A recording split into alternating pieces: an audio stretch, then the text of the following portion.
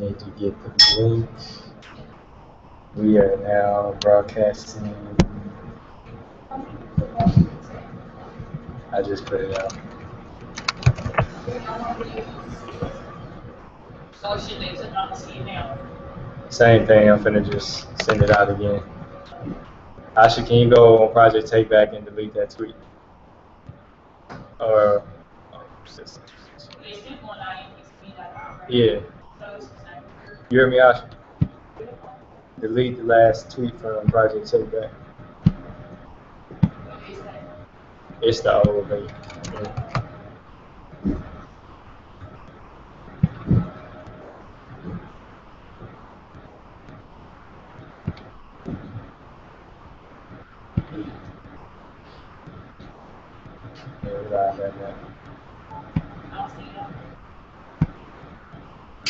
I just posted it.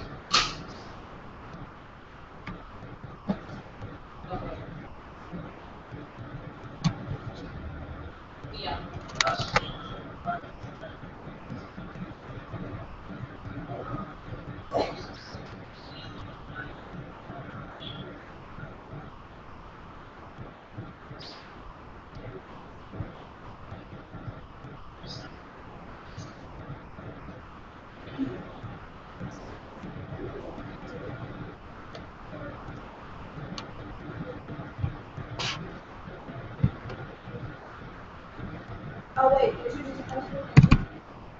Don't delete the one I just posted.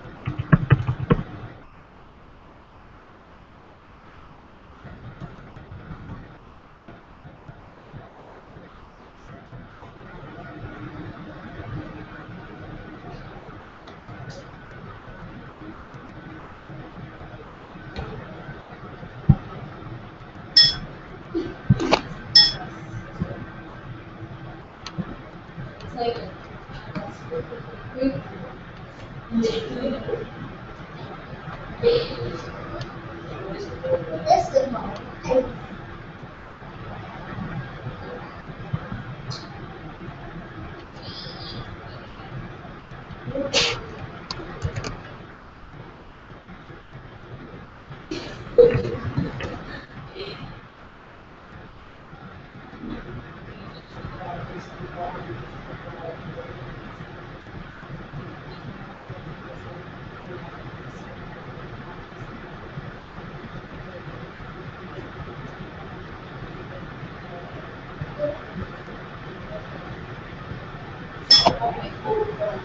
Alright, you got viewers, y'all.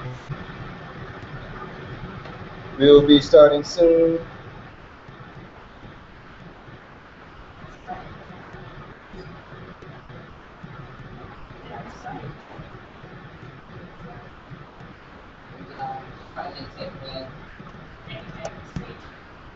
Talk back.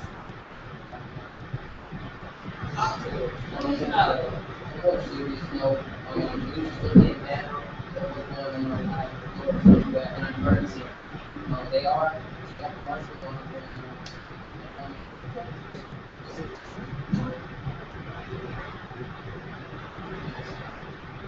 If you want to be a part of it,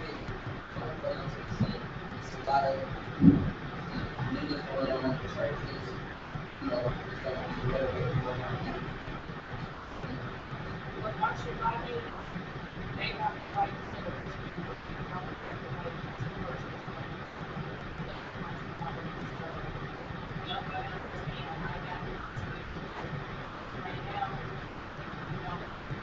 So that's the thing, like the city of Ferguson wants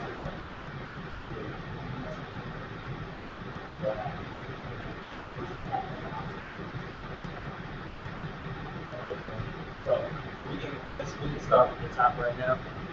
Basically, everybody, we have everybody introduce themselves.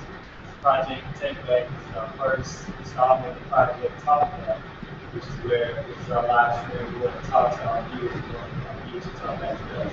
So I'm John Alexander. We're Project Take Back.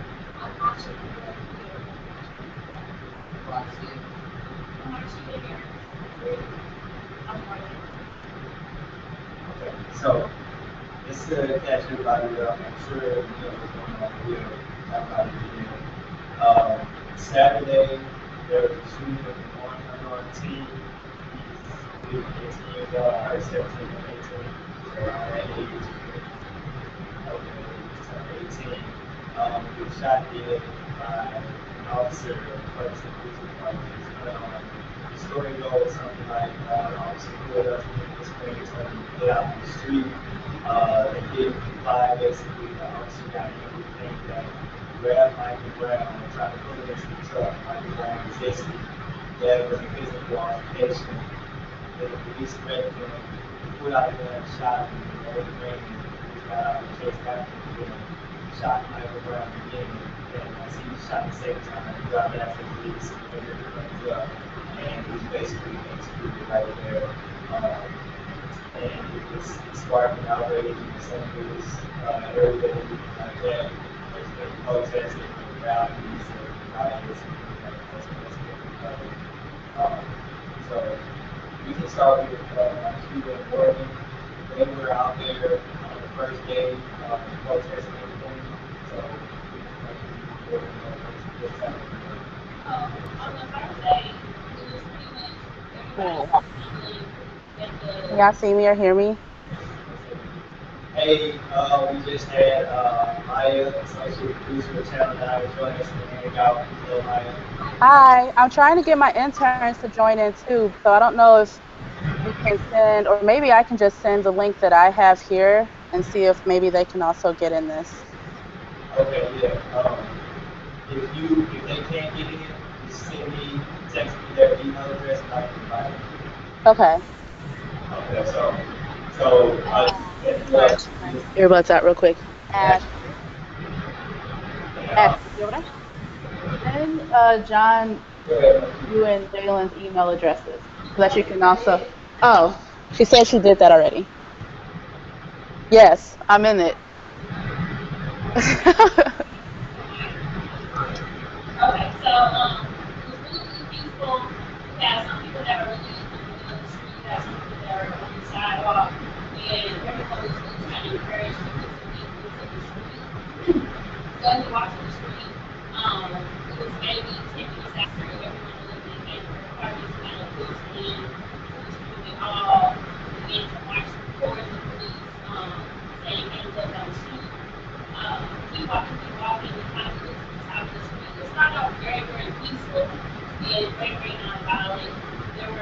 The atmosphere was hostile and things and teachers were really teaching for family and also to let the police know that this is not something we're going to stand for, this is not something that we are in compliance with. We definitely want people to understand that this is not something we want happening in our community. And of course, it wasn't very direct community.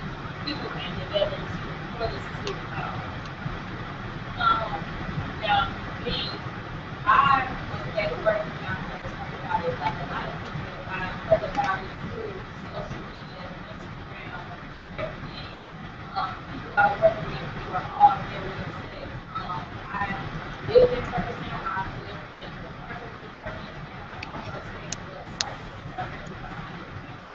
I was very familiar with every of my blood. Like my regular school district and my blood and house stayed in Ferguson. So when I heard the news, I immediately thought was where's my brother? Because like we all came from the signs that would have been me and my son that would have been my nephew that would have been my grandchild. So I immediately thought where's my brother? I mean, the time I said where's my brother? Wow, where's my brother? I have family members who stay not a minute away from the police department myself. I was supposed to be going there anyways after work for work. But I decided to go to the protest also. So after I left work, I went home. I looked at some records to see if it was safe to go. I stopped by my family's house, and on the way there, I saw the protest going on. Now, if you don't live here, you don't know that there's a difference between South Florissant and West Florissant. Where the shooting took place was off of West Florissant, where most of Florissant's government is, like the police department and things like that, is off of South Jersey. When I went past there, I saw people who were Christian and I saw a union also living. There were people of all colors who were angry. You could see it in their faces. They were upset with the situation. They were peacefully protesting. But I mean, you could see the upset faces of everyone. I watched them protest. There weren't that many police officers out there. There were some though. I mean, of course, naturally there was talking to the police department. Um, and I'm pretty sure they were there all night. I myself didn't stay all night, but yeah, I was out there, and it was just very disturbing to me that it happened right here in my own community, somewhere where I grew up.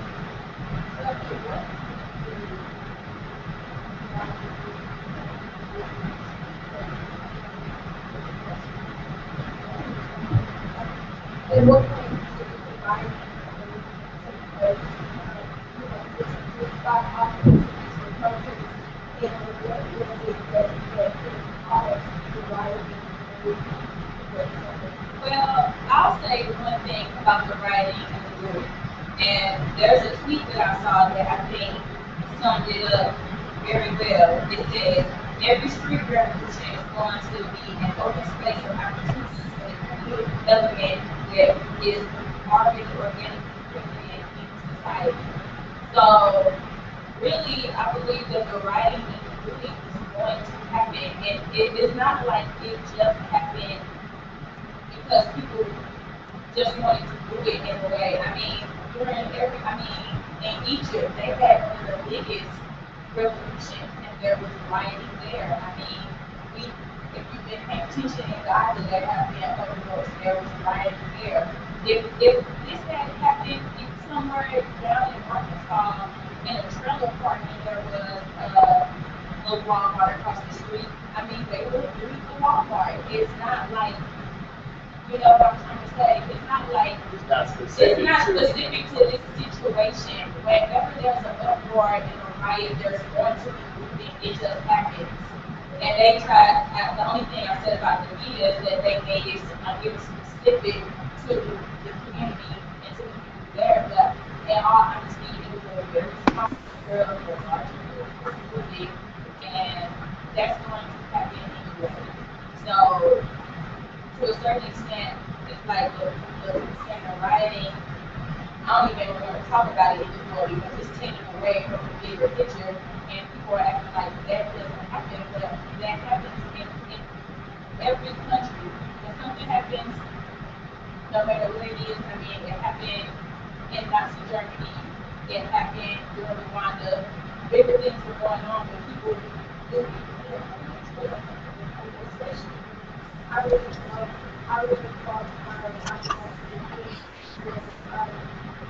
writing is the language of the home. And the past doesn't work. The past is we have created partnerships as far as using our African together and able to get together you know, police or police officials filling our levels every place is. And we have to do it in peaceful process. I was at the Trayvon Martin rally, which, at the Justice Center, peaceful process. But we clearly have not been heard if these actions keep taking place. So, some of us, half of us are still going to be, the peaceful ones, and we're still going to, hold peace. And there are going to be some people who are sick and tired of being peaceful and who are going to act out in other ways in order to be heard. And I personally think that if we can find it, and if that didn't happen, then, we would have the attention that we have, from America that we have. Yeah. Really quick, giving my messages about the Bible. Make sure you speak up about it. You can't speak towards the computer. Right, go ahead. And I was just going to say that the taking of items is very minor to the entire situation, and I will give the the riot, the looters, props, they did not take any innocent lives. I also heard a story that someone was in the bathroom and people were that in the picture and people were like, don't send the fire yet until everyone's out. Um, I mean, if we can get quickly out for something, they didn't hurt any innocent workers, and there were plenty of opportunities for them to do that. They didn't hurt anybody. And the taking of items, I mean, they can all be replaced. Michael Brown's life cannot be replaced. And I believe that even though they took stuff that they had the moral decency to not take anyone's life. And we have to remember that nobody's life is sacred. Like that's a minor stuff and chips and iPads was a minor additive to what they could have done and to Michael Brown's life. And another thing, I recently commented on a Facebook post basically saying the same thing. I posted a video of a man justifying, the looting and everything like that. I watched the video and I commented saying like, I took time to think about both sides before I really commented. And like Asha said, I feel like the looting and the rioting was necessary. And it was bad that, people lost their jobs in Quick Trip because it was burned down. It was bad that this merchandise was lost and everything like that. But you have to kind of look at this as a war. You look at a war, small battles are lost to win the bigger picture and everything. Yeah, so it's like you have to take some kind of losses, and I'm not condoning like going into Quick Trip and hitting sports and stealing things, trying to take advantage of the situation. But because all this happened, we now have all of this attention on us, and I feel like in terms with the rioting and the rallies together, that's more powerful than either one alone. Because I feel like this work life is yin and yang. Like you have the light, you have the dark, and neither one can survive without the other. We need both in order for us to pull through. So I feel like I think it's really important to, and then we don't get it, but also have to do the repercussions because at least in all of the places that have been damaged and have been looted, the tax money from those places been back to them. So now where the school to get that money from because all of those places, are it's almost like any of them put that for your money. So now we have to like think about rebuild, you know what I'm saying? So some of those places are saying they're going to reopen, some of them are not. And there are even some places that were not looted that are not open. So though we understand, we can, I don't want to say I understand, but sometimes when you have so many things that happen, not only we have the crazy emotions, which once become a volcano and erupt. We have to erupt in structure. And that leads into exactly what I was about to say now. No matter how you feel about the looting and the riots, okay, what now? Can't do and riot for 4, 5, 6 months. Y'all saying that it brought attention. Okay, it brought attention. Now we have to start thinking. What do we do after that? No society has gotten better from constant looting and rioting. That might have been the first uproar, but then people behind the scenes started thinking, now what do we do next? I mean, we have attention. It's like when you yell for something, you need somebody's attention, and then you start to speak. Because now you have their attention. We have their attention. We can't loot and riot. Yeah, we can't loot and do all the negative stuff. Like the youth and be smart. We can think up stuff. We got the attention. Okay, y'all saying there was no attention. We got it. Now what are we gonna do? Can't do that for 4 months. Like it's not gonna happen. so now it's time It to never capitalize. happened. Just can't do that. So now what do we do behind it? Did you have the attention that you say that it's on to us? What do we do with that attention? Positively and to make an actual change. What do we try to reinforce? What do we try to get stopped? What do we put together with our brains to try to make an actual difference? Because doing that for the next 4 months isn't going to make a difference no matter if we're going to do that or not. Like, you got it now, what do we do after that? Step 1, now step 2. So really,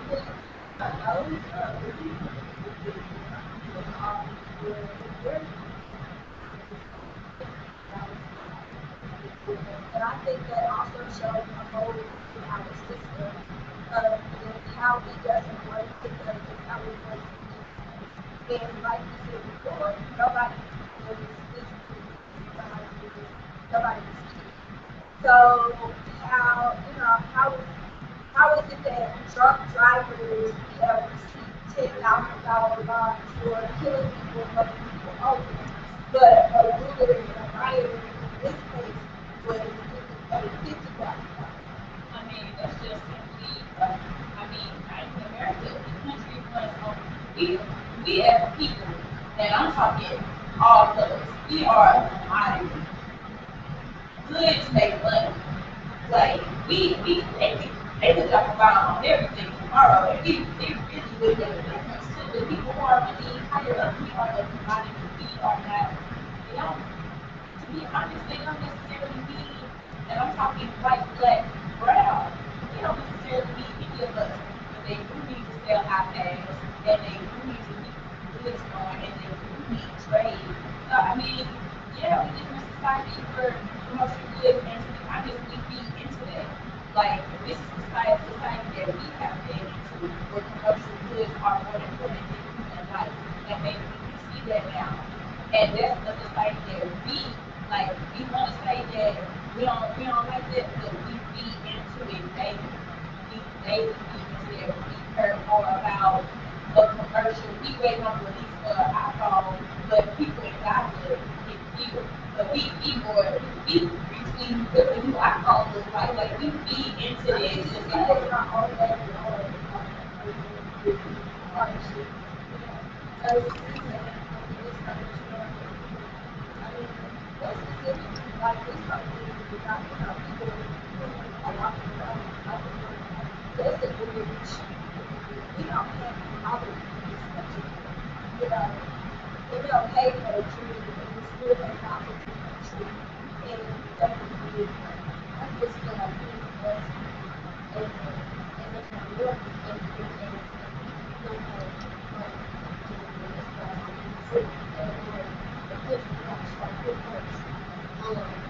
as you all know, we got take care. We got replacing replacing receiver Ferguson or County Brown. the refugees well more prepared. But you know, as soon as you get those city limits, that you have to do that. And then at the same time, if you grew up in Ferguson or you grew up in your county, and police were always around, it's always something. It's not so much as harassment, but it's irritation.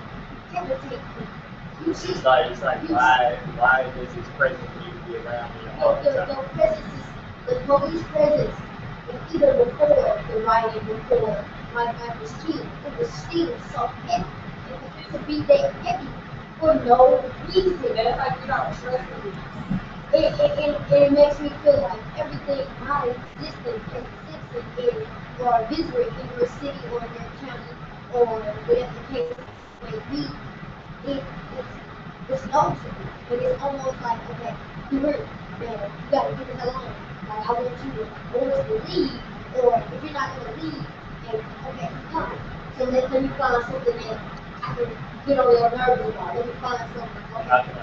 Like, if it's 5 or more, it matters if it's 3 or more.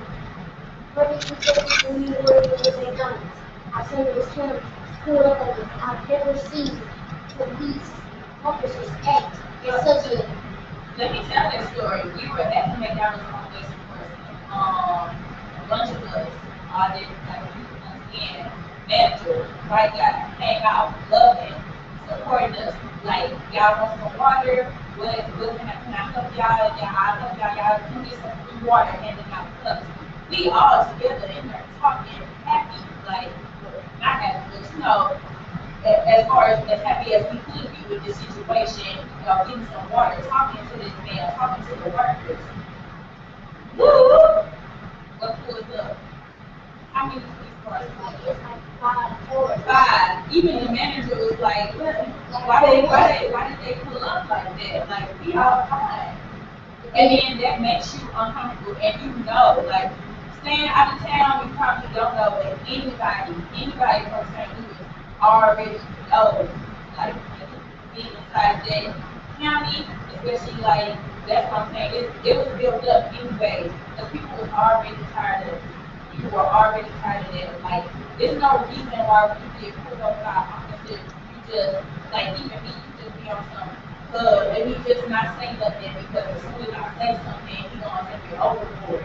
You shouldn't have to feel like that. Like, you should feel like, oh, okay, well, you got, you, like, especially if I get pulled up and I'm with a young black man, I'm already like, dude, don't say nothing. Because he gonna take it overboard with you, especially because you a male and you black. So he really gonna take it overboard with you. And then, I mean, and we know we know everybody in here. We know that. I know that. But I'm talking about police in general. I done been messed with by black police officers. I've been messed with by white police officers. It's police in general for real. Right. Like, they are a badge gives people the authority to do stuff they would never do by themselves. It's a power trip. It puts them all on a power trip. Yeah, that's one of the bigger problems that we have with the officers. Maya, do you have anything you want to chime in with right now? I know we've kind of been going on. Yeah, I've been writing notes as you guys been talking. One thing though, real quick, some of you I can hear really well or fairly well, and the other folks I can't really hear anything at all. So I'm not sure if there's like a microphone or if we can like turn the computer towards someone when they start talking so it can pick up your voice better. But one of the things that, because of course here at work with my interns and with my producers that I work with, we've been talking about this all week as well. And one of the things that was really interesting to hear from you all is that the feeling that the rioting was necessary, that you need that to happen, but one of you, I'm not sure which one of you said it, but that, okay, you can't do that forever. My question is, the folks that were rioting, at least in my opinion, even outside of work, was that those folks weren't thinking about, Mike Brown and his family and what they were feeling. Like, I felt like, at least on the surface, Eric, because I'm watching the news just so like you all and watching the hashtag on Twitter, that they were just taking advantage of a really unfortunate situation for their own personal gain. So I didn't know if that was also part of your sentiments, or was it just like, anything it takes to get national attention, which it totally has. We're getting, like, people were interviewed by Al Jazeera like today, so people are hearing and listening. But did it have to go that far, or like did it have to really take that extra step towards the crazy, or could it just been like, folks like you, folks like myself doing the peaceful protest in the streets? We have one individual who was a part of the rioting individual actually here with us. We're not going to release his identity for anyone, but he is here to answer questions. Those are questions that everybody is going to know.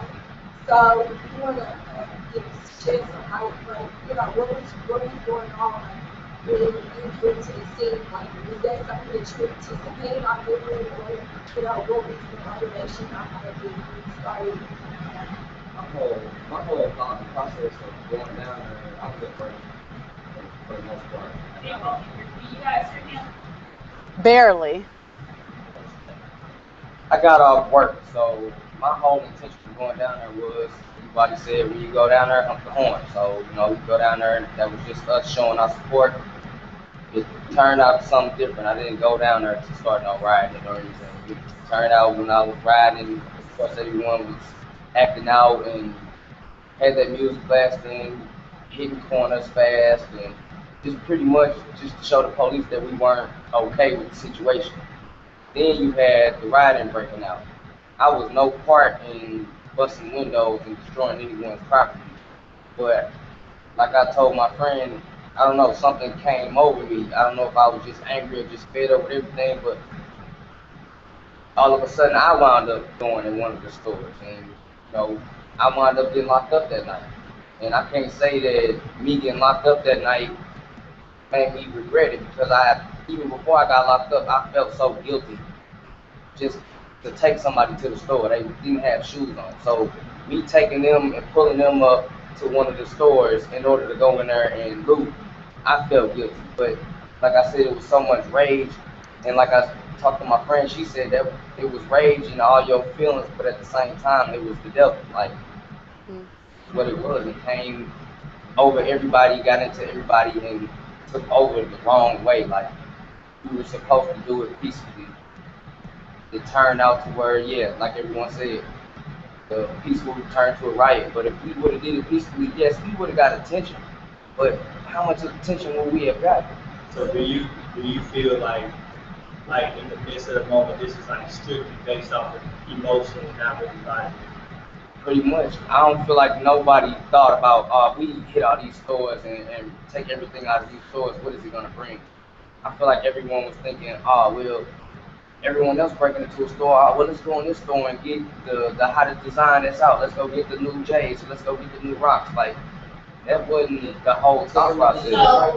So do you feel like the people who looted were kind of thieves anyways? Because like it has been shown in history, and like that tweet said, there are thieves everywhere, and when something happens, they don't come out. Like it wasn't just specific to St. Louis. Like in other riots and uprisings in other countries, the thieves are going to come out. So do you feel like those people who stole that day are people who did anyway?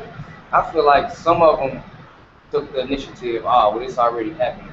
I still let me go ahead and go out there and get exactly what I want.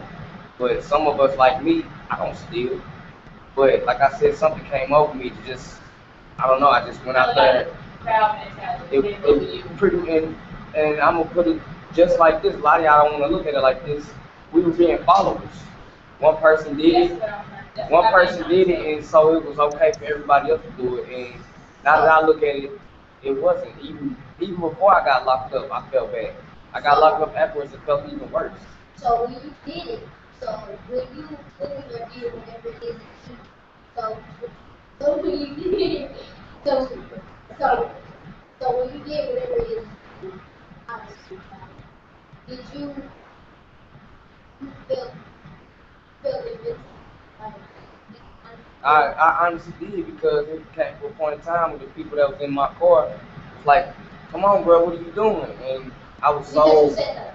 I sat there. I stopped in the middle of West Florissant and got out my car with all the people with my car still running and walked back to 12 different cars. Like I felt like nothing could touch me, and I was 20 feet away from the police, and it was just like I don't know why or what came over me, but like I said, I talked to my friend, and it was the devil and being a follower at the same time. So it was the type of, it was the energy, it was the following energy that made you want to do. So it was negative energy that wanted to do, but the empowerment of being positive because you're doing it for a reason. And it was also me just going through all these types of emotions. I know I've been messed with by the police. You can't have bad plates anywhere. You have bad plates, you're gonna have guns drawn out on you before for anything. Like your sticker wrong, it's a day old, you ain't got your insurance card, let alone you don't have your ID. You don't have your ID and you don't know your social, oh well, they gonna have all the guns out on you. There's gonna be 5 or 6 more cars pulling up on you because they can't identify you. That's their standard and that's what they do in their policy. But it's like for real, it's one person. And a lot of times it's determined on your cover. So with the looting, even though you participated, you feel like the same thing because you were following the girls started from the so you feel like that the people who were around you feel like it was they did it because they wanted to or they did it because the same thing. I feel like it was a little bit of both. Like I said, some of them were emotional and already outraged because of how the police confronted everybody at a peaceful riot. I mean, a peaceful rally. Like it's like they for both, but at the same time, At what point do you think shooting rubber bullets, throwing tear gas, macing kids. Like it was babies outside. It was. Do you It feel was. like some people shouldn't have their kids outside? I feel like at the same time, yes and no, but at the same time, I feel like if it was a peaceful rally, Right. I don't have kids, but if I have a child, if it's a peaceful rally, I will bring my child to the rally. But for them to provoke it, which means shooting rubber bullets, you could be telling people to peacefully disperse, but then you get to shooting rubber bullets and shooting tear gas off. How is somebody going to peacefully disperse? You can't disperse when you have rubber bullets being shot at you. You have tear gas, you can't see. Everyone got mad at that point. How do you feel? How do you feel about the way? How do you feel about the way the media has portrayed it? Looking like honestly, some people aren't even but like the suicide they know getting out of how do you feel about the way? They automatically called everybody a looter. Whether you were standing around, if you were protesting, and there was looting going on behind the scenes, you were seen as a looter. Like, so it's like basically you were profiled, you were generalizing what was going on. automatically, like they didn't have no question or thought about it. I guess they felt as we didn't have a logic to ask why we were rioting, so they're not gonna have a logic to lock people up and shoot brother. They didn't question what was going to happen. You had something. No, I was just saying, like, I feel like putting stuff in, put up in, private activities, like, people have been accustomed to, you know what I'm saying, like, how police are, you know what I'm saying, like you said, you don't have that around the police.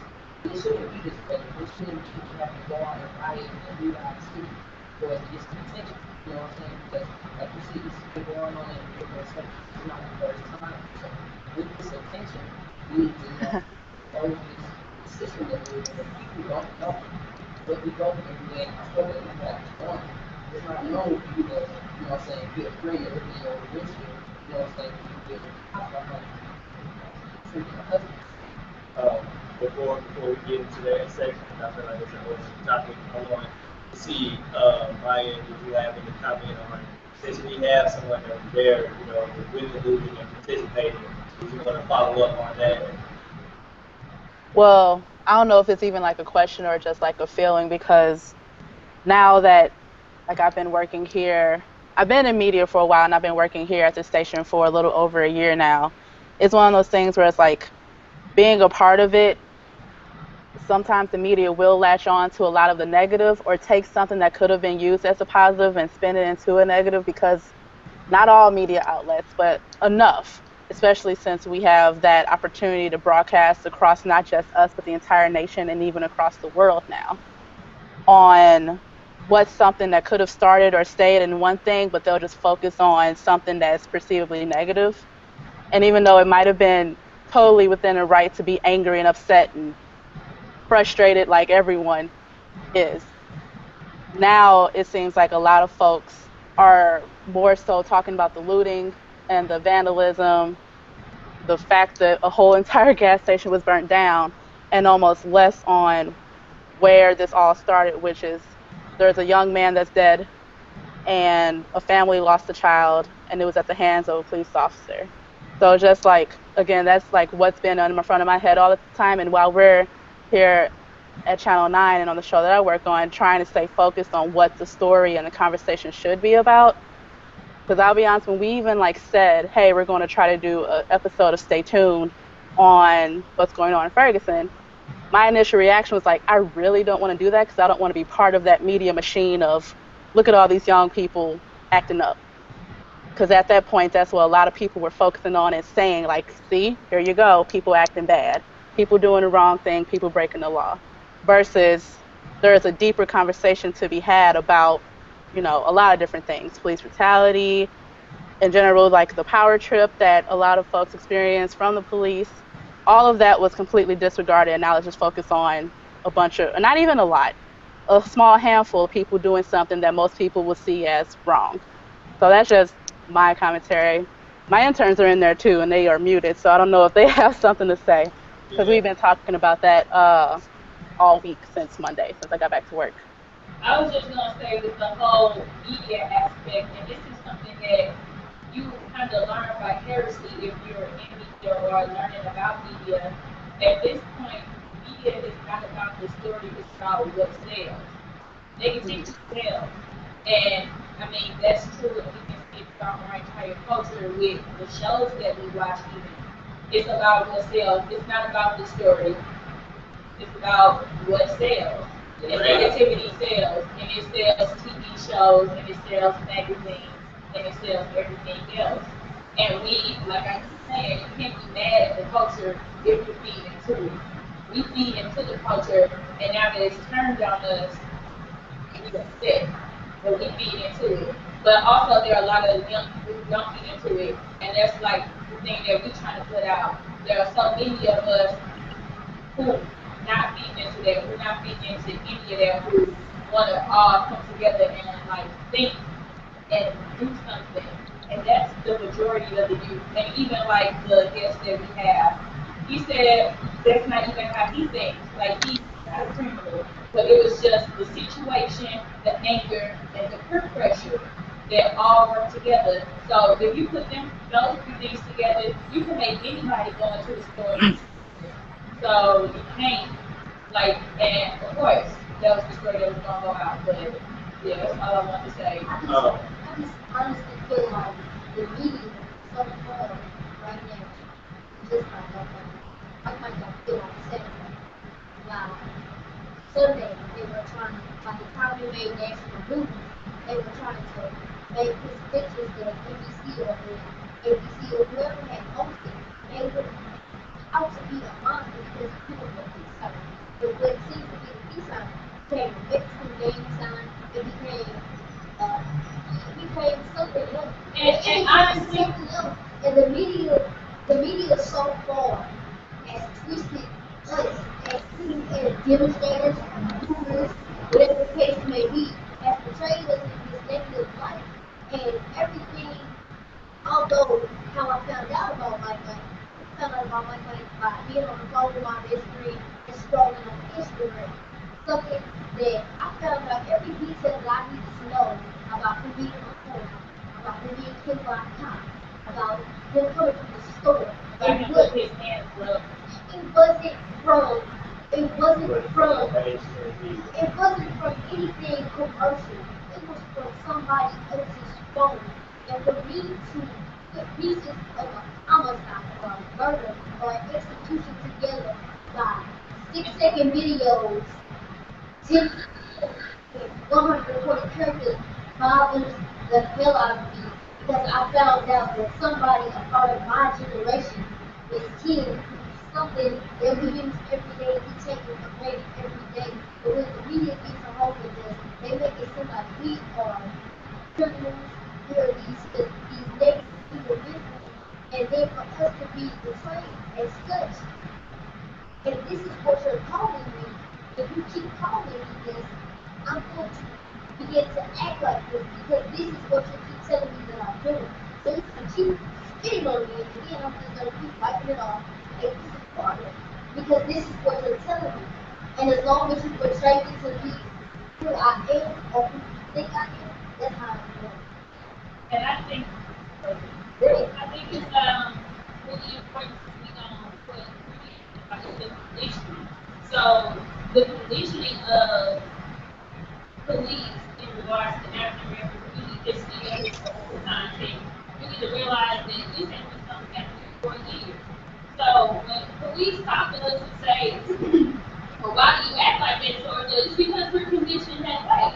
If you continue to profile us, or if you continue to kill us, or if you continue to harass us, every time we see you, we're going to be like, oh man, you're on the police again. You know, it's something that we've been getting to do. So in order to take away that conditioning, the stripping process, which is what it's called, we have to go through some kind of, like the protecting to serve needs to be reinforced. So I spoke to some police officers the other day, or ex-police officers, and some of them actually feel that he should have just done what he was supposed to do. I have a problem with that because if you're supposed to be the person that's to protect and to serve, that's not meaning that you need to bully me or harass me or be that person. It was a black police officer. It's a black police officer. You know, it's the way, let me say this, it's the way they are conditioned. It's the way they are trained. You know, it's the mentality that they go through during that training. If they say, okay, we need to know our rights, I agree. as people, not only as African American people, we need to know what our rights are, and we need to know what we can and cannot do with the police. So we need to go through that process in order to say, this is actually wrong. This is what we can do. So throughout that process, it's one of those things where I can't even find the words to put it together because for them to even say something like that, it baffles me and it reinforces the fact that police really believe that there is a very strong line between citizens and police. This is y'all, this is us, and you can't be up there generally. When after they take out their bags, they are not like us. Right. Yeah, that's a huge problem right there. What's Ashley? What's the other intern's name? Jalen. I'm sorry. Jalen. Jalen. Okay, so we have Ashley and Jalen here from the Nine Network as interns. Do any of you want to chime in right now?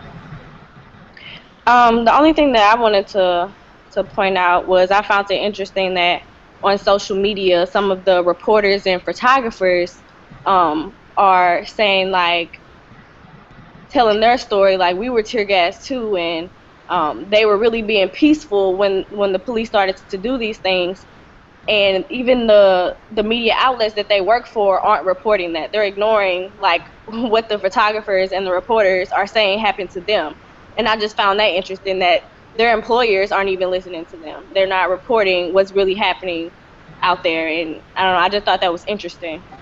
And it is one of those kind of awkward positions where we find ourselves as, interns and employees of a media outlet, even though the difference of like PBS versus a NBC or CBS is that we're public media, so we're not held to similar expectations of a lot of the commercial stations because we are literally funded by viewers like you.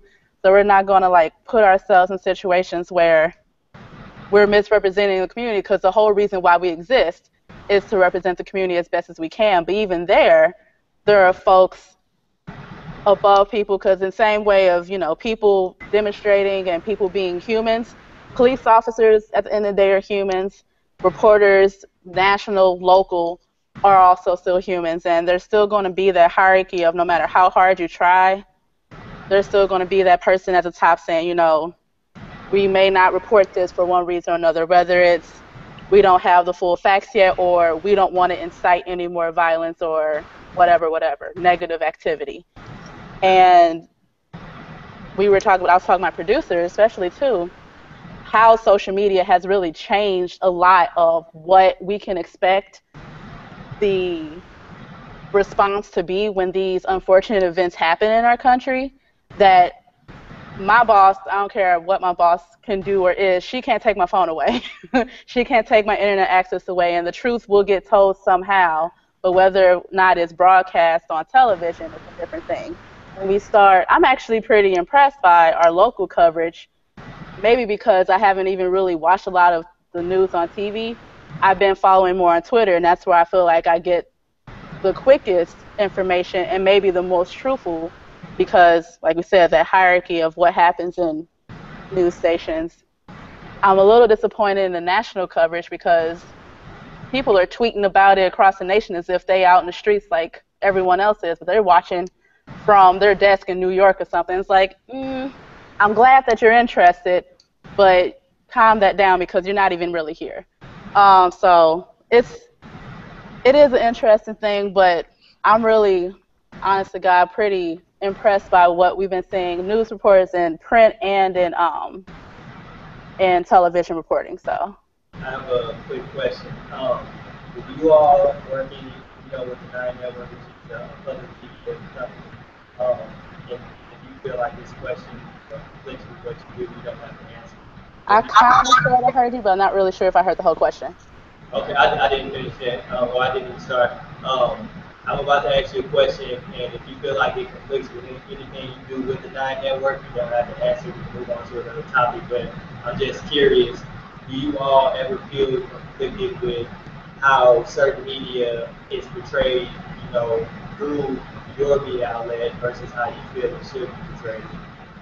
So like what my personal feelings on a lot of different topics we cover versus how we end up portraying it ourselves as a collective network? Right. Yes. I will answer that very truthfully. Um, One of the like kind of, and I don't mind sharing this, and if I get in trouble, then I just get in trouble. In the Nine Network, in media in general, you will find that probably just fairly recently it's been a more diverse face. Not just the people even like working within the building, but folks who are out there reporting the news or telling the stories that need to be told. And in my role here, there's, in any station, there are like the reporters or the producers, and then there's the like the personalities or the hosts, and then there's other people who just make sure the place run. There's only two people out of maybe like 8 production positions, like people who go out, listen to the story, edit, shoot, cut together. There's only 2 people of color on that staff. And a lot of times I find myself bringing in that, but you should think of it this way, because as much as art, even today, as we're talking about injustice and some institutionalized racism in the conversation, even today, there's still a lot that people can't see eye to eye on just because of who we are and how we are living our life because of how we're perceived. So a lot of times I find myself trying to like, and here probably more than maybe any place, I wouldn't know necessarily because it's the main place I've worked, but it's been pretty receptive of, especially in conversations like this, I have producers that have worked, gosh, for maybe like 40 years, so twice my lifetime in this field. And there are still things that he won't be able to understand and know just because of who he is that I can share insight in. Whether or not how much that makes it into the story is up to the producer ultimately. But just the fact of like understanding we can't have, for example, a show on Ferguson without talking to people who actually live in Ferguson. We can't have a conversation about this unless we actually do everything we can to include all the voices we can. I can talk to like 20 or 30 people, and on the show we only book 8, and there's going to be voices left out, but all we can do is try our best. I would produce shows completely different than my colleagues just because of how I see things myself. So it's always that conflict there. Okay. That's yeah, that's one thing I really wanted to ask because we're both um we're both giving our sides on how the media is portraying it and how we are portraying it as citizens of St. Louis and everything like that. And I feel like just like how Brittany said, how she found out play by play how everything happened through her iPhone before she saw anything on Fox 2 or anything like that. I feel like we have such powerful tools that we can show what's going on firsthand all across the world before major media outlets get to it. And I feel like you're more powerful because you're there. Like these are raw videos from cell phone, Hmm. not not cut up. The only thing they can do is put a filter on. But this is raw audio. This is raw video. It's live. It's happening like as they shot it. And I feel like that's one thing everybody needs to understand. And I think a lot of people do understand the power that we have in our cell phones and our social media accounts because we can, like I said, we can show the world what's happening almost better than CNN can. They can bring their big fancy cameras, to the Ferguson Police Department and their reporters, and they can report on what's going on. They can show the people gathered. They can show the people acting a fool, which is one thing I hate that they did. They more so focused on people that were rioting and stuff like that, people that were protesting peacefully. Yeah, so they can do all of that, but they it's a certain sense of authenticity that they cannot get no matter how hard they try. That we can get because it's coming from our perspective because we're living it, we're breathing it, we're feeling it, so I just feel like there's one powerful movement right there.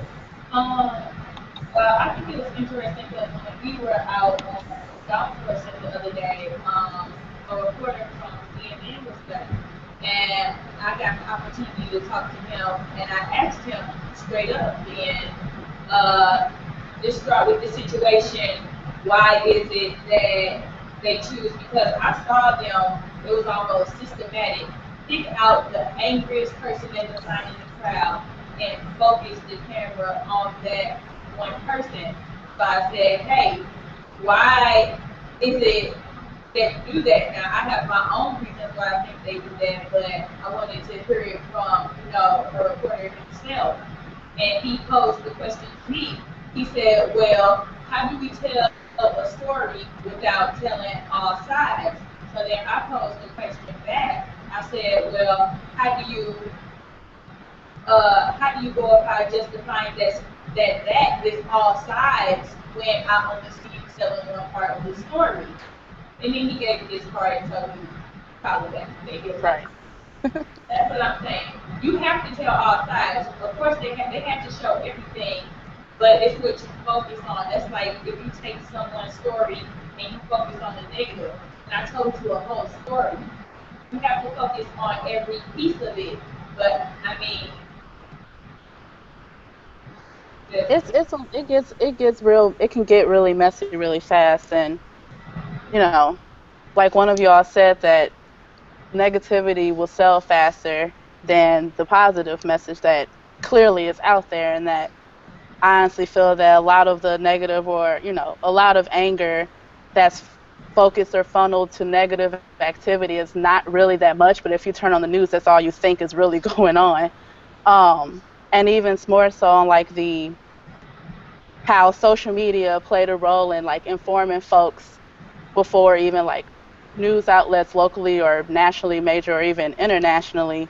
It's like again to that hierarchy of making sure what, because media and journalists are held to a whole other set of rules and making sure if we're wrong, that's bad. But if something is tweeted out that isn't necessarily right, that person isn't always held accountable. Versus when, folks in my position are very much held accountable and would get in a lot of trouble if we're reporting wrong things. Like, I remember right when everything was happening, they were saying that one of the witnesses was found dead in a Burger King parking lot. I instantly started trying to search and see was someone was found dead, but it wasn't a witness. Now, if somebody went and jumped the gun and said that on air, that could have really caused even more anger and frustration, maybe more damage, who knows what. Thankfully, no one took that news and reported it. But it's that, that kind of balance of, yes, social media is a great tool, but you always have to be careful of what you take as truth. Like there was a picture real early on of a tank on some train tracks. And it's like that actually was fabricated and it was quickly taken down.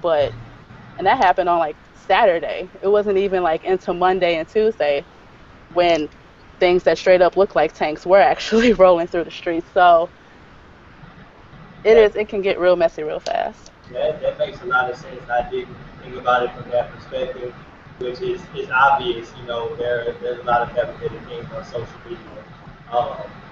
But So, as we are alive right now, we are slowly, I guess everybody kind of tweaks something on social media, like when we're live. So we put videos that we're talking about.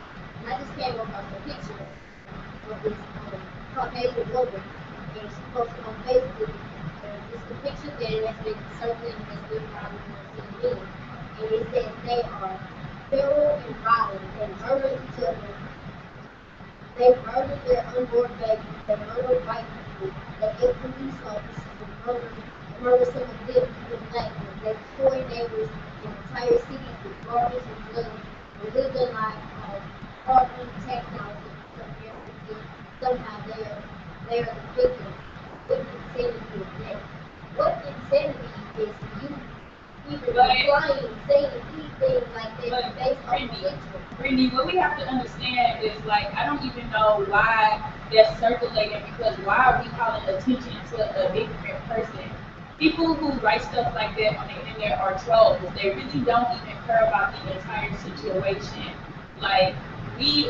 There's so many people of other colors helping us and out there with us. Like I seen some people who tweeting who have they don't even be they ain't be you can't be out there just because you're not out there. They don't mean you're not helping. But I'm saying I've seen so many people of other colors and everything out there with us standing hand in hand just for what's right. Because as humans, we should be concerned about what's right is right and what's wrong is wrong. So I think even that picture circulating, that's not even nothing to bring up because people gonna have their thoughts and they gonna be negative. And most with the internet, we already know people who have stupid stuff to say love the internet. So like, why even call attention to something that's been around for so long? Like, I didn't even post that picture on my own stuff because we already know how some people think. But when because she wants attention. But at the same time, just like everybody's mad about just like when they were doing, just like when they were doing whatever it is that they were home. These people are angry. It's been going on for so long. You can't expect for me to let you call. If this is my brother or my cousin or my friend in this picture, and these are the people that you're talking about, I'm not going to allow what you I'm to talk about saying them. is, what y'all gonna do? Go to that lady house and fight her? She got the right to be racist. Like that one lady has the right to be racist. So they have the right to act out of anger.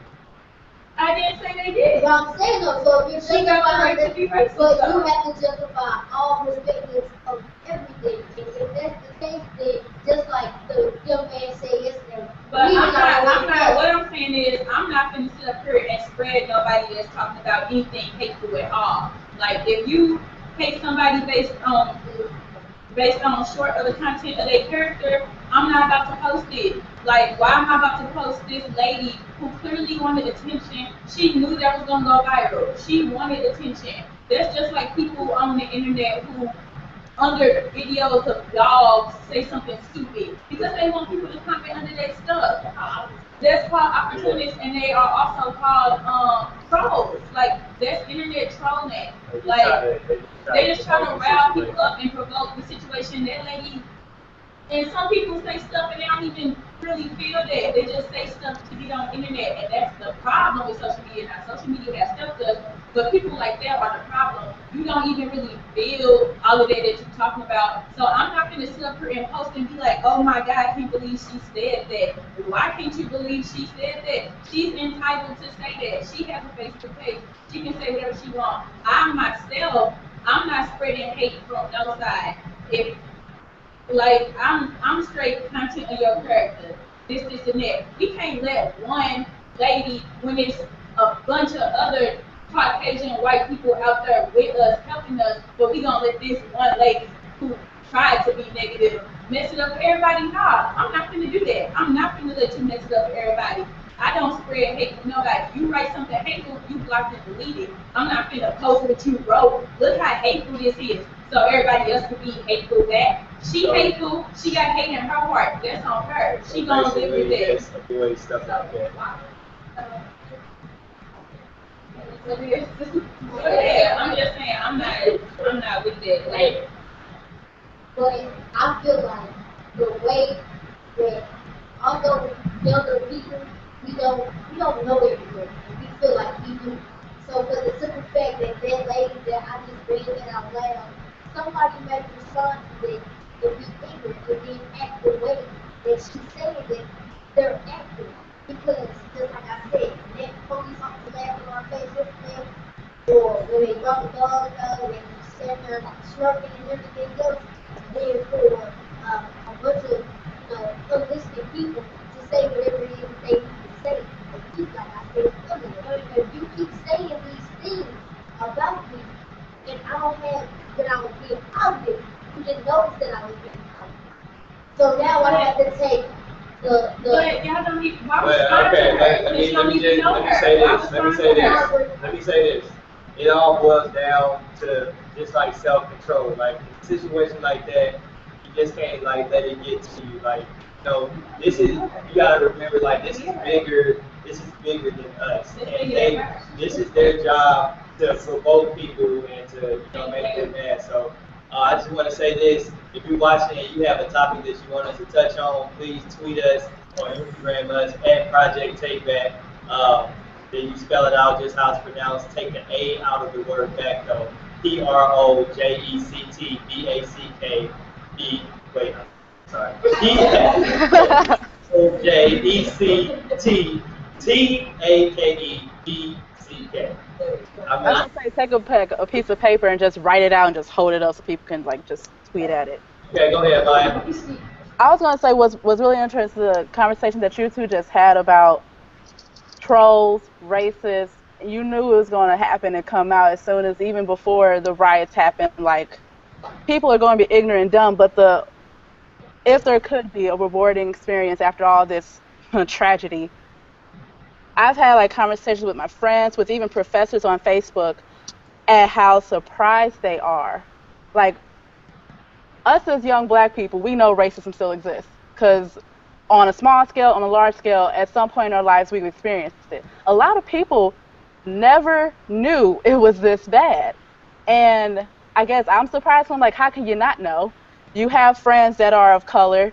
I'm sure a story has been shared, but how people cannot realize that this happens, and maybe that might be a benefit to the crazy people on Facebook saying crazy stuff, is that people who may not have experienced racism themselves can see how ugly it can be and realize that there is that still huge problem in our country right now.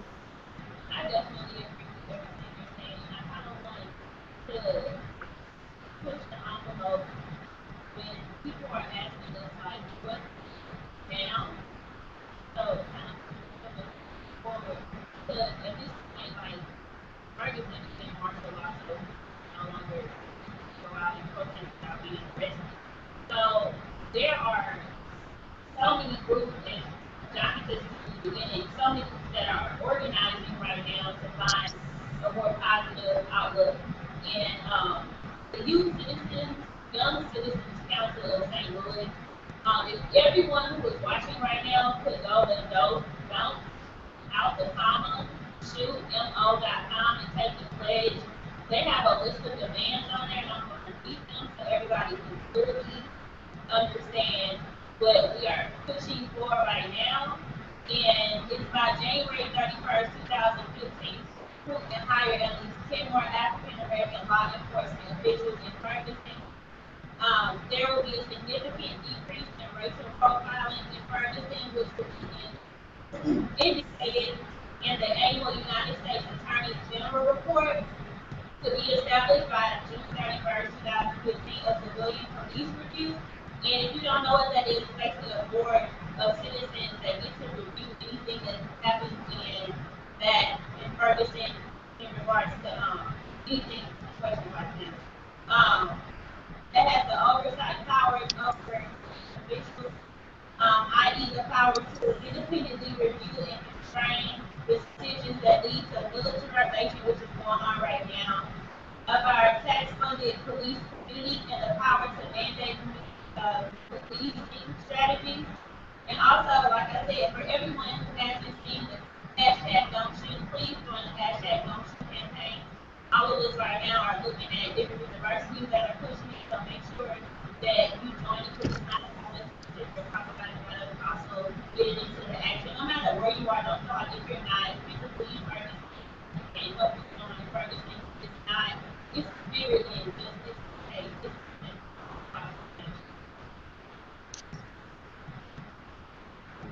Uh, so I wanna pass it over to Brock. We want to talk about the police presence in Ferguson, police brutality, how they've been treating people, how they've been treating protesters and things like that since day one, before the martial law was put into place where you can't go out and protest. So we can kick it off with Brock. Alright. Well, I can definitely speak on where I stay, where I live in Hillsdale. It's a really small municipality within Normandy. And within Normandy, you have numerous police stations, which I feel is a problem. Like, why do you need more police than, million people? I'm saying? It feels like we're almost prisoners in our own community simply because they have sobriety checks in the morning, set up to get people who don't have insurance or if something is wrong, they want to catch you for money, Basically, It's just a money thing. And it's been like this for the longest to where people have to adapt to this and think that it's normal and it's okay to the point where people do get riot. And that's what people saying, trying to get some attention about it. But it's been this way for the longest. Yeah, I just want to touch on the police presence, uh, the police presence since the shooting happened. The first rally, the vigil, I say the vigil. There, the police showed up in riot gear, shields, batons, everything like that, dogs and things like that. Basically, they showed up to a peaceful vigil in full riot gear, just basically anticipating something bad to happen. People are I just wanted to say, you know, what I think a good policy is that it's sitting out saying that there are only 3 black cops in Ferguson. And that just goes to show how much the people, the chief and the other cops don't know the African American culture and how much they are so unfamiliar with it. That's middle, exactly. And Ferguson, I'm not doing a lot of African American. So I mean, all of this goes to show, you know, they walk out there right because they don't understand that. And that's a problem. They're not educated, you know, about the area that they work in. And that causes and all of this happened that would happen had they understood us. And, you know, I'll also say this, you know, but this is also the reason why it's important to be on the local government because every year when we come into office, there you would see a lot of changes. But just, I just want to that, you know, they don't understand. I definitely want to speak on two things you just said about how they don't understand us. Because the crazy thing is, I just had a conversation with my mom, my grandma, my grandpa about this a while ago. We were just complaining about the police I stayed in Normandy in one of the municipalities in the village. And we were talking about how none of those cops just the cops in general are even from that area. So how can you police people when you don't know? I cannot go to Mexico and police people who I don't understand. I can't go to Britain and police people who I don't understand. And different places in the country and even just different places in St. Louis operate different. So you cannot police somewhere that you don't understand. And to speak on what Asha said, which is another thing she said, which is something that has been said for years and years, but it's always said every time something happens, but nobody actually gets to it. Everybody want to know where's Obama, but people don't know who their mayor is right there in their own county. Like that's a problem. We think that the president is a genie and that he can do this, and that. But we don't understand it really starts from the ground up. The president really don't make that many decisions, like straight up. He, as far as local government and even upper the Senate and the Congress, they vote on stuff. They checks and balances. Like if the president made like people don't understand, we stay in a democracy, but I'll say it's a limited democracy. But that's what we say, and it's not a dictatorship. People expect the president to do something like say, like this is a dictatorship, but it's not. They expect him to just make decisions, and he can't do that because we are set up in a democracy. So exactly. So I said because the House is full of Republicans, our president is Democrat. Right. So you got a Democratic president, but he can't do nothing but make Republican decisions. Like he can't go against them. That's what people don't understand. So you have to be aware of who you do, and people just surpass that all the time, and we have this conversation every time. And I'm tired of having this conversation, but like people were talking about everybody got involved when Obama became president. That's good, but after that, people weren't involved anymore. You really have to do it from the ground up. Like the people who your mayor determines who will be elected as who will get the job as cops. If you want the cops to change, you have to change the mayor. If you want the mayor to change, you got to change the alderman. Like, it starts from the ground up, but most people can't even name those people. So when you can't name those people and you don't know those people and those people don't know you, they're going to elect you whoever they're going to put it into power, whoever they want to put it, and not her, because you're not talking to them. Like our prosecutor attorney, he lets second line 50 dollars. But what a lot of people don't know is that his father, he's a white man, his father was killed the little boy on the back. So, I just think that people, you have to really pay attention to this. That says a lot about how he's operating in his office. Operating in his office. And I think that that's the way both what both of them said, we need to go vote. We don't vote. And if people don't remember, this past election, it just granted the police department the right over themselves because they were controlled by Jefferson City. So we gave them that power. And I'm saying we as in the people who vote.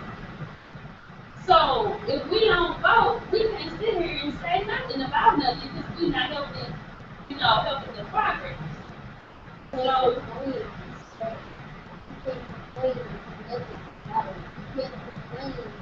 Say, well, I want this happened. What are you going to do? Because this. And even if you're so small that you can put certain objectives or projects into a proper perspective, then you need to find somebody that takes money to write a letter and they to write whatever it is that you want to see change. And that just goes to show what we need to do as young people as far as in this situation right now. We have all the power right now. What we're doing right now is more powerful than like us. We're not really doing it in our generation.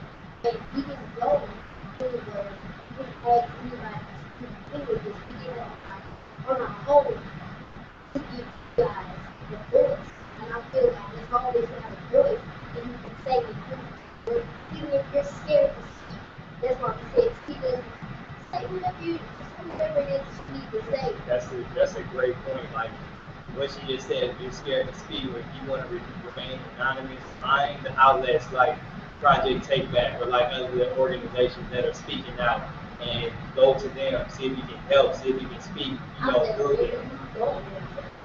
And I also want to say, like, all the people who are trying to push legislation, if everybody who is signing the petition, legislation, all these people who is voting, then we would be able to do anything. Because that will only leave maybe 20% of the 98% who are signing for, so just keep that in mind. Like we gotta hold ourselves accountable as people. We never want to speak our own truth. We always want to blame other people and finger point. So before we finger point, we should take a hard look at the mirror. I know that it may sound a little cliche, but it's just never be. And I think that's very true. Like I'm not calling out. I love my people. I'm not calling us out, but I'm saying you have to be realistic and look at the facts. You cannot play this blame game all the time when you do have the right to vote and we do have the right to make changes in our own community. But people want to act like they don't, and we can't do that all the time. We cannot.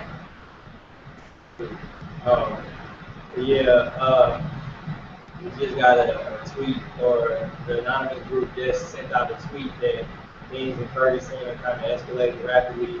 The police are threatening people if the crowd is not clear.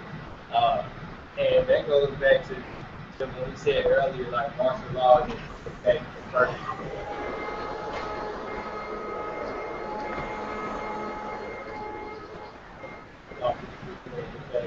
It's like at this point, you saw what they were doing when martial law wasn't in effect.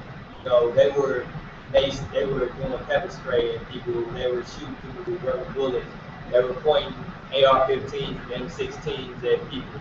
So now they basically have the free will to do what they need to do in order for you to comply. So I just wanted to send that message out. Just be safe with what you're doing, especially when Ferguson, because you saw what they did to Michael Brown. You never know what these people are going to do. There was someone got shot in the head last night, which was covered up as a drive-by, but it doesn't really make sense because the whole area has been policed. So first of all, who in their right mind is going to do a drive-by in the middle of a whole situation like that where military vehicles are out, police are in riot gear, and how would they not caught? The police are all over the place. They're seeing everybody. So really be careful because they can do anything to cover it up. Um, so just be careful out there. Do you guys have anything you want to chime in? I know we just covered a lot of stuff. Y'all want to throw something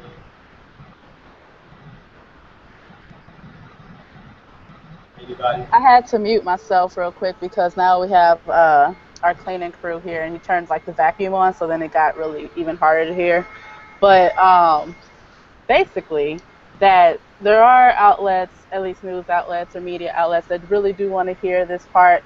Pretty much exactly what you're doing right now. We'd like to be able to share that on our air so that folks who don't have the opportunity to hear this type of conversation or even recognize that these conversations are happening within certain demographics they might not personally be a part of.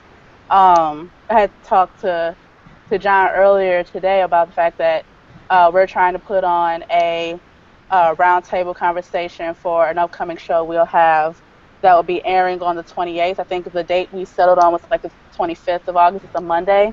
John has my contact information. Folks that are watching this, you guys sitting on the couch right now, if you all would like to be a part of that, want more information, I can pass my info out to everybody.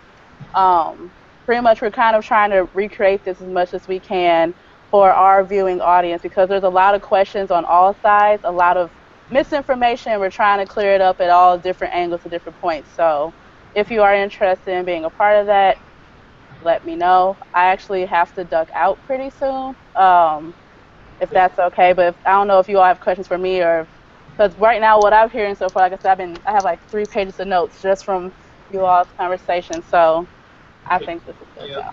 Email out to anybody that might be interested for them to contact you or any kind of contact information. What was that? Could you give out any kind of contact information for any viewers that might want to take on this opportunity? Totally. So my email address, well, let me see. Which one's easier to spell out? My email address straight to my inbox is the letter M for Maya and my last name, Norfleet. N as in Nancy, O-R, F as in Frank, L-E-E-T as in Tom, at K-E-T as in Tom, C as in cat.org. That goes straight to my inbox. I check that email the most regularly. The show that I work on is called Stay Tuned. It's hosted by Casey Nolan. So if you want to look that up, email me if you want more information on it. Like I said, I think we're trying to get between 10 and 12 folks in studio to do a pre-taped kind of roundtable that would be like edited to fit in the allotted time for air. I would be the one talking to all the folks who would end up on the program anyway. And even if you don't end up on the program, just hearing as many voices as possible is very helpful for our program. So email me if you're interested. Okay, cool. And we'll send that email information out via Project Take Back. It'll probably be in the description of this video as well. If anybody missed it. So I mean, we've covered a lot in the time we've been on for about an hour and a half. Is there any last words anybody want to say? Or Stay positive. Remember that you're doing it. We have the attention now. So let's do something about it. Remember this didn't come out. Really good personal opinion about one of us or about his life.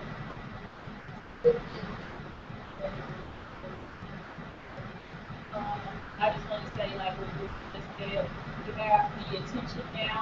Now, what are we going to do about it? We are all very smart. The youth in St. Louis is smart, and we can actually do something about it more than just talk about what we want to change. We we really do have the power to change something on our just want to say we can't fight hate with hate. We got to get out there with all the other different, all types of people and stand hand in hand.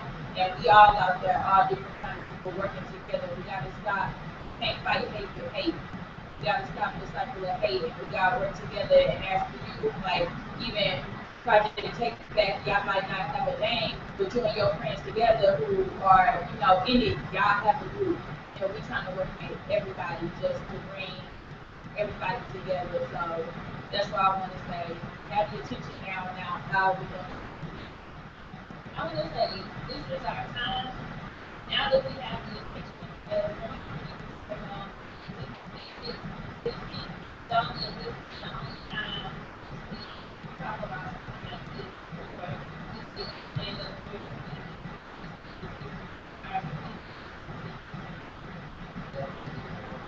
take advantage of the unity that we have between everybody because this doesn't happen a lot often. So we know from all the problems that are at stake. So while we cooperate with each other, let's work things out and get to how it's supposed to be because nobody's going to change it except for us. I really want everybody to get get out here and start reading books and start researching about the local and how politics really works, like what your rights truly are, probably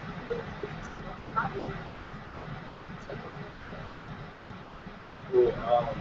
So yeah, just to wrap up everything they just said, summarize and my little 2 cents. Um, Definitely keep this momentum going. Stay positive. Keep everything positive. Make sure you're doing things for the right reasons. Um, if you have a group of people or if you're an individual and you just want to help but you don't know how, reach out to us, reach out to the Nine Network. It's so many organizations right now that you can become a part of and you can help out in some way. And you can basically find them. Probably the easiest way to find them is through social media. I'm pretty sure you know somebody that's a part of something or know somebody that's a part of something. So don't be afraid to reach out and to help out. Just to reiterate what I should say was very important, educate yourselves.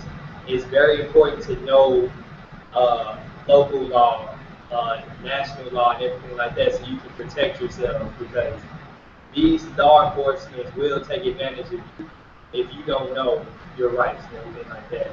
So stay positive, stay educated, get out here and get active, and yeah, that's it. Oh yeah, stay tuned to Project Take Back. We have more stuff coming. This is just like the first installment of what we have going on. We're working on a lot more things. Just stay tuned with us. Follow us on Twitter and Instagram. Project Take Back. That's back without the A. And follow the Nine Network. Thank you, Maya, Ashley, and Jalen for participating with us. The Nine Network. That's at the Nine Network on Twitter. Um, yeah, thank everybody for watching. It's been great. We have more coming your way, and we will see you guys soon. Thank you. Thank you.